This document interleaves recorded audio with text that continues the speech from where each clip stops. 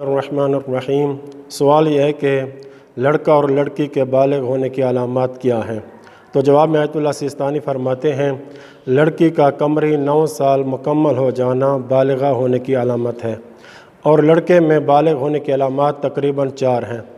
پہلی علامت زیر ناف سخت بالوں کا نکلنا، دوسری علامت رخسار پر اور مونچھوں کے سخت بال نکلنا، تیسری علامت منی کا خارج ہونا، خواہ نیند کی حالت میں نکلے یا بیداری کی حالت میں، چوتھی علامت 15 سال قمری کا مکمل ہو جانا۔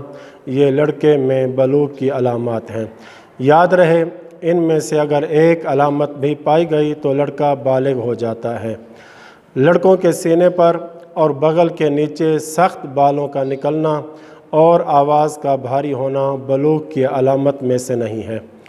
ایک اہم نقطے کی طرف اشارہ کرتا جاؤں، اوپر جو بیان ہوا ہے اس کے مطابق لڑکے یا لڑکیاں جن کی تاریخ پیدائش قمری مہینے کے مطابق معلوم نہیں ہے لیکن عیسوی مہینے کے مطابق معلوم ہے، سال قمری کو سال عیسوی میں تبدیل کرنے کے لیے کافی ہے کہ پہلے لڑکیوں کا 9 سال عیسوی اور لڑکوں کا 15ویں سال عیسوی کا جب پورا ہوتا ہے اس سے معین کریں، پھر لڑکیوں کا 97 دن اور لڑکوں کا 162 دن میں سے کم کریں۔